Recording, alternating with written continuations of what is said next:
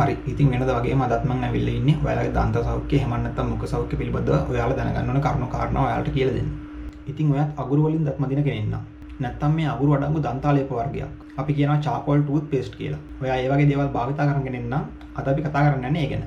ඉතින් ඔයා සමහර විට social media වල TV එකේම දැකලා ඇති මේ අගුරු හෝ නැත්නම් අගුරු භාවිතා කරලා හදපු දන්තාලේප වර්ග භාවිතා කරලා ලස්සන ගෑන් ළමයිම දත් මදිනවා, දත් මාර ඉක්මනට සුදු වෙනවා වගේ දේවල්. එහෙම නැත්නම් සමහර විට ඔයාගේ අම්මා තාත්තා ආච්චිසිය ඔයාලට කියලා ඇති මේ අගුරු වලින් දත් මැද්දාම අපේ දත් ඉක්මනට අපිට සුදු කරගන්න පුළුවන්. ඒක අපේ සෞඛ්‍යයට හොඳයි වගේ දේවල්. ඉතින් අද අපි කතා කරන්න යන්නේ මේකේ ඇත්ත නැත්ත මොකද්ද කියලා. ඉතින් මේ අපේ දත් සම්බන්ධයෙන් නැත්නම් දන්ත සෞඛ්‍ය සම්බන්ධයෙන් විද්‍යාගාර පරීක්ෂණ, සායනික පරීක්ෂණ කරන ලෝකයේ ප්‍රධාන ආයතන තියෙනවා. උදාහරණ කිහිපයක් කියනවා නම් American Dental Association එක, British Dental Association එක, ඒ වගේම World Dental Federation එක. ඉතින් මේ වගේ පිළිගත් සංවිධාන මගින් මේ අගුරු හෝ අගුරු ආශ්‍රිත නිෂ්පාදන භාවිතා කරලා දත් මැදීම සම්බන්ධයෙන් ගොඩාක් පරීක්ෂණ කරලා තියෙනවා.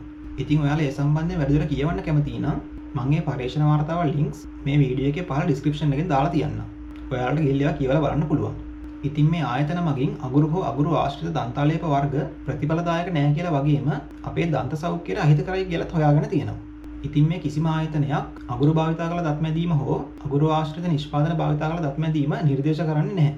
ඒක අපේ මුඛ සෞඛ්‍යයට දන්ත සෞඛ්‍යයට හානි කරයි කියලා තමයි හොයාගෙන තියෙන්නේ. හරි. ඉතින් මම ඔයාලට කියලා දෙන්නම් මේ අගුරු භාවිතා කරලා දත් මදින්න එපා කියන්නේ ඒ කියලා වගේම එමගින් දත් වලට හානි වෙන්නේ කොහොමද කියලා.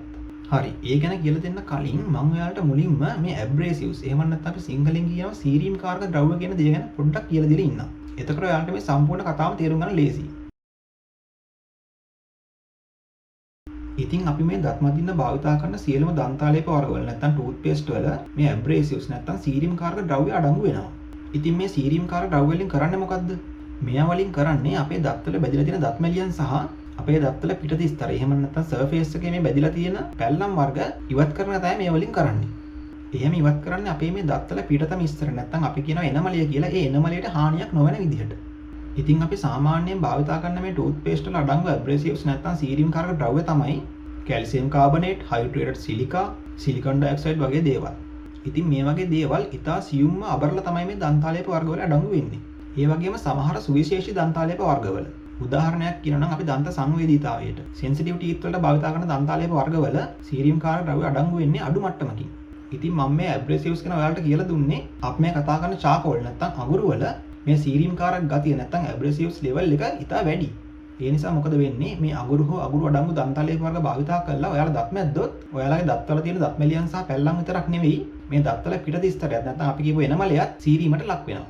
අපි කියනවා එනමලය කාදනය වෙනවා නැත්නම් හායනය වෙනවා කියලා. ඉතින් මේ විදිහට අපේ දත්වල එනමලය සීරීමට ලක් වුණාම ඒක අපේ දන්ත සෞඛ්‍යයට බලපානවා.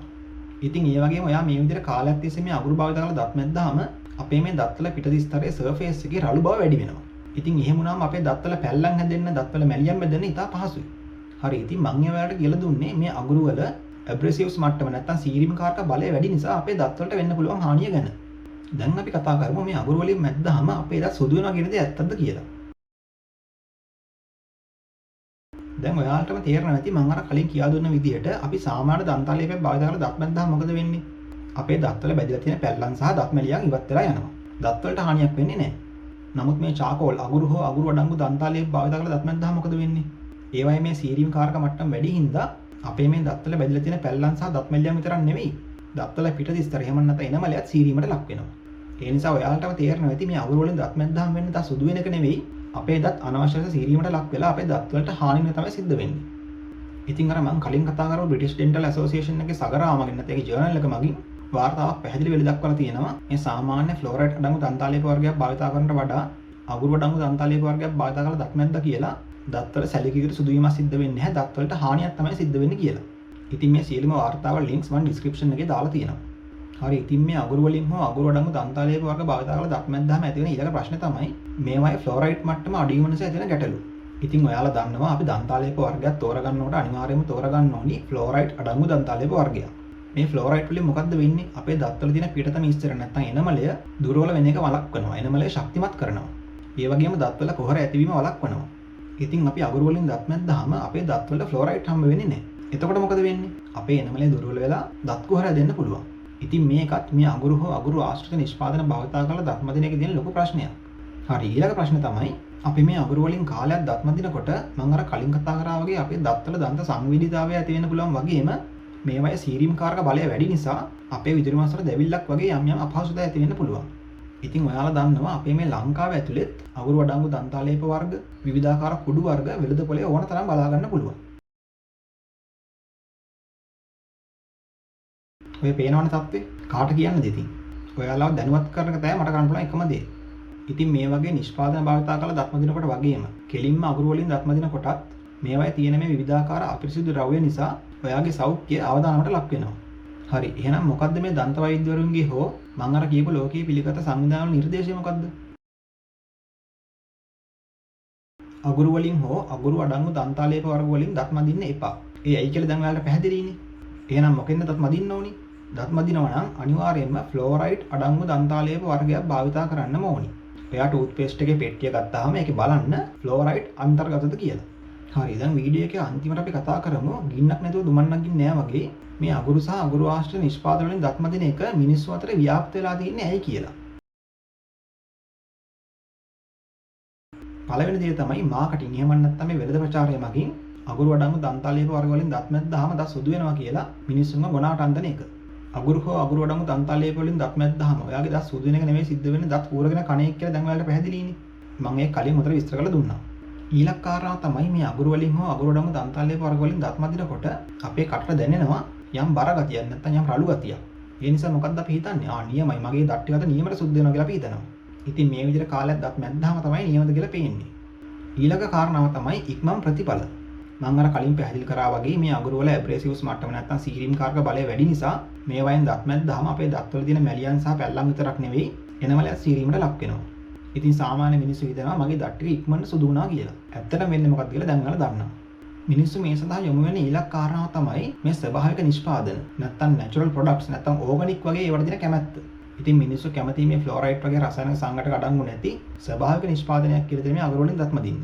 ඉතින් එහෙම හිතලා මේ අගුරු වලින් හෝ අගුරු ආශ්‍රිත නිෂ්පාදන වලින් දත් මැද්දාම ඔයාලට පුළුවන් ඔයාලගේ ස්වභාවික දත් ටික නැති කරගන්න. හරි, ඉතින් මිනිස්සු මේවට යොමු වෙන්නේ ඊළඟ ප්‍රධාන ප්‍රශ්නේ තමයි විශේෂයෙන්ම ලංකාව වගේ රටවල මිනිස්සුන්ට සල්ලි නැහැ දන්තාලේපයක් මිලදී ගන්න. මිනිස්සුන්ගේ දුප්පත්කම. ඉතින් ඔයාලා දන්නවා විශේෂයෙන්ම ලංකාවේ ග්‍රාමීය ප්‍රදේශවල මේ සල්ලි වේදන් කරලා කඩින් දන්තාලේපයක් ගන්න තරම් වත්කමක් නැහැ. ඉතින් මේ මිනිස්සු මොකද කරන්නේ? Tamanට පහසුවෙන්ම ගන්න පුළුවන් මේ අගුරු කෑල්ල ලිපෙන් අරගෙන ඒක කොටලා ඒකෙන් දත් මදිනවා. හරි, දැන් ඉතින් ඔයාලා මේකෙන් සිද්ධ වෙන හානිය ගැන දන්න නිසා ඔයාලගේ වගකීමක් තමයි ඔයාලගේ අම්මලා තාත්තලා ආච්චිලා සීලා යාළුවෝ මේ ගැන දැනුවත් කරන එක. හරි, ඊළඟ කාරණාව තමයි අපේ මිනිස්සු අතර වැරදි මතයක් තියෙනවා මේ අගුරු වලින් දත් මැද්දාම අපේ කටේ දින විස නැති වෙනවා කියලා. මේක ගැන මම ඔයාලට කියලා දෙන්නම්. ඇක්ටිවේටඩ් චාකෝල් නැත්නම් සක්‍රිය කරපු අගුරු බටහිර වෛද්‍ය විද්‍යාවේදී වගේම දේශීය වෛද්‍ය විද්‍යාවේදී විෂ හරණයට නැත්නම් විෂ ඉවත් කරන්න යොදා ගන්නවා. මේ ඇක්ටිව් චාකෝල් අධික ලෙස පෝරස් නැත්නම් කුහර සහිතයි. ඉතින් මේවට පුළුවන් විෂ වර්ග රසායනික ද්‍රව්‍ය අවශෝෂණය කරගන්න. උදාහරණයක් කියනවා නම් අපි හිතමු අපිට විෂ පෙවුනහම නැත්නම් කිසියම් ඖෂධයක මාත්‍රාව වැඩි වුනහම අපි කියන ඕවර්ඩෝස් වුනහම මේ ඇක්ටිවේටඩ් චාකෝල් භාවිතා කරනවා. ඉතින් මේ ඇක්ටිවේටඩ් චාකෝල් වලට පුළුවන් අපේ බඩේදී එහෙම නැත්නම් මේ ආහාර මාර්ගෙදී මේ විෂ අවශෝෂණය කරගන්න ඒ විෂ අපේ රුධිරයට එකතු වෙන්න කලින්. ඒ වගේම ඔයාලා අහලා ඇති මේ අඟුරු අපේ ආච්චිලා සීයලා මේ වතුර පිරිසිදු කරන්නත් භාවිතා කරනවා.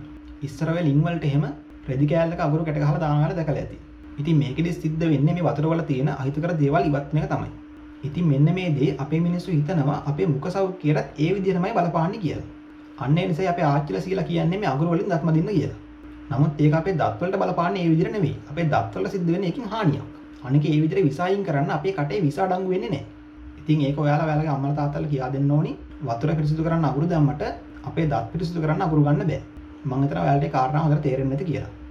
මේක මිනිස්සු අතර ව්‍යාප්ත වෙන ඊළඟ කාරණාව තමයි මේකෙන් සිද්ධ වෙන අවදානම ගැන මිනිස්සුන්ට අවබෝධයක් නැතිකම. ඒ වගේම මේ සමාජ මාධ්‍ය නැත්නම් සෝෂල් මීඩියා තුලින් මේ වැරදි දේවල් මිනිස්සු අතර ව්‍යාප්ත වෙන එක.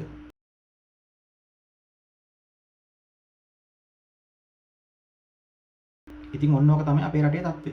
පේනව නේද මිනිස්සු කොච්චර රැවටෙනවද කියලා. ඉතින් ඔයාලා මතක තියාගන්න දත් මදිනවා නම් අනිවාර්යයෙන්ම ෆ්ලෝරයිඩ් අඩංගු දන්තාලේපකින් දත් මදින්න. ඒ වගේම ඔයාලගේ දත් කහපාට වෙලා නම් ඔයාලට දත් සුදු කරගන්න අවශ්‍ය නම් මම ඒ සම්බන්ධයෙන් වෙනම වීඩියෝයක් කරලා තියෙනවා දත් සුදු කරගන්න විදිය ගැන ටීත් වයිට්නින් ගැන. ඔයාලට ඒක ගිහලා බලන්න පුළුවන්. හරි, එහෙනම් අදට මෙතනින් ඉවර කරන්න.